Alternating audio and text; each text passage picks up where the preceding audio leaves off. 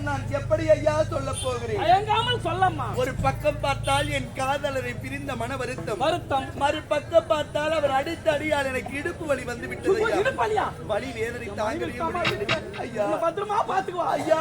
வீடு மாமா.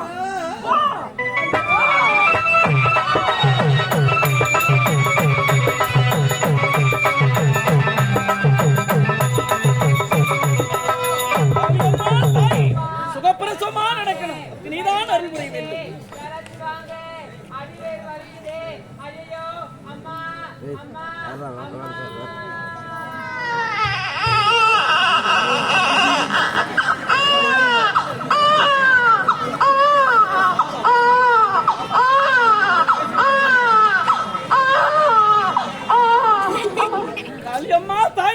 நான் கும்பிட்ட தெய்வம் கைவிடல.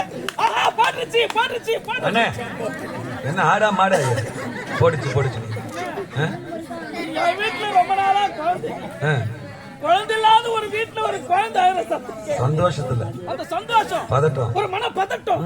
அதனால பிறந்துருச்சுன்னு சொல்றதுக்கு பதிலா வாய் தவறி வந்துருச்சு. சரி பிறந்திருக்கிற குழந்தை ஆண் குழந்தையா அல்லது பெண் குழந்தையா ஒரு திருந்து பார்க்க.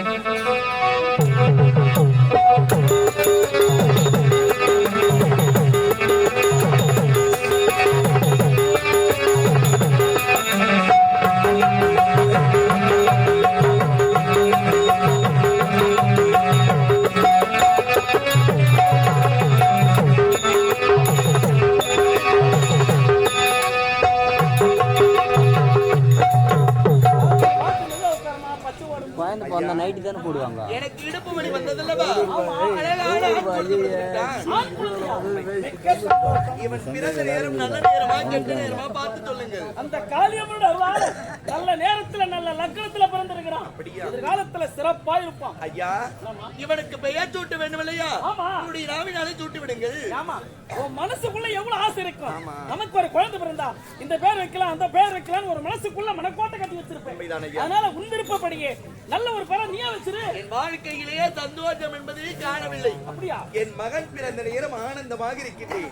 ஆனந்தமாக இருக்கிற நேரத்திலே என் மகனுக்கு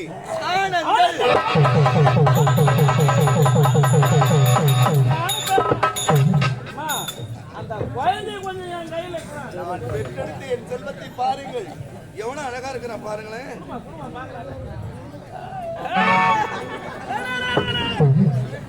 மண்டையில மயிலாக்காமா அவன் மகன குறைவா பொறுத்துட்டான். அப்படியா?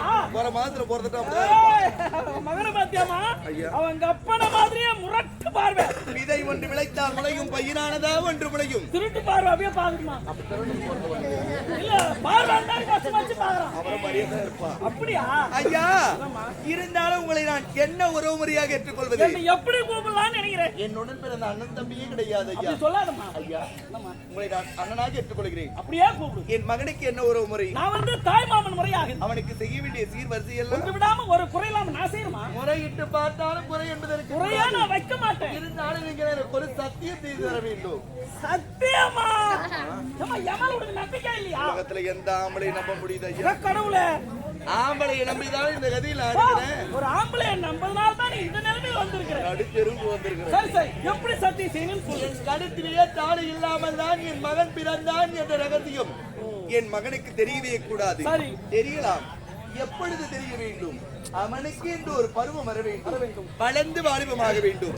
25 வயது கடந்த பிறகுத்தான் என் வாழ்க்கையிலே நடந்த சோக கதைகள் என் மகனுக்கு தெரிய வேண்டும்.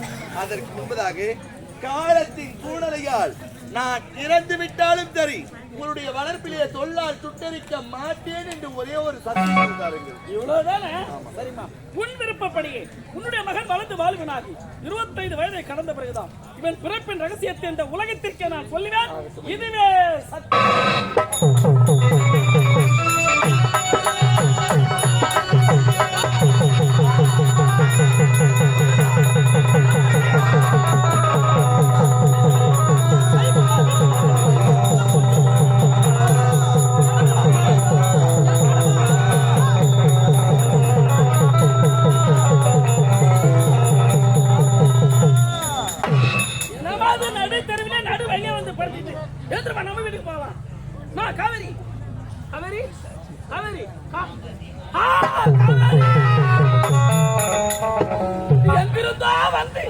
ஒரு அண்ணன் தங்கை என்ற ஒரு உறவை ஏற்படுத்தி விட்டு இப்படி ஒரு குழந்தையை பெற்று தன் கரத்தில் கொடுத்து விட்டு மாட்டி விட்டாய் அம்மா.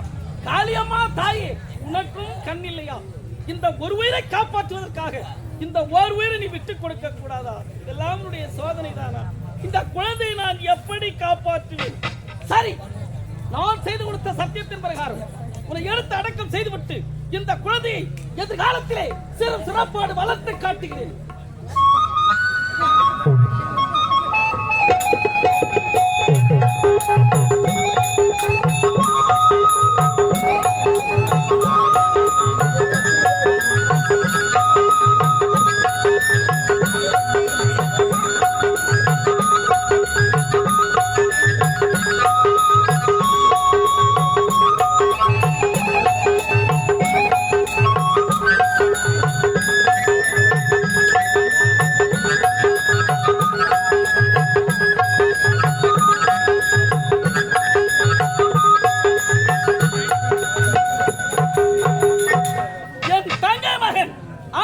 சிறப்பாக வளர்த்து விட்டேன்.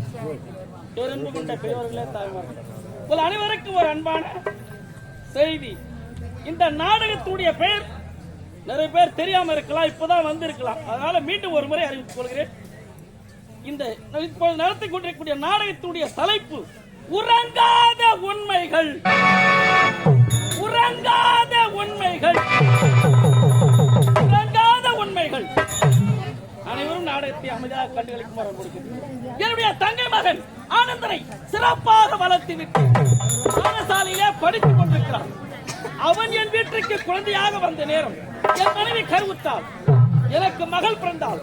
அவளுக்கு பதுமை என்று பெயர் வைத்து இருவருமே பாடசாலையை படித்துக் கொண்டிருக்கிறார்கள். என் தங்கை மகன் ஆனந்தனை பார்க்க வேண்டும். ஆனந்தா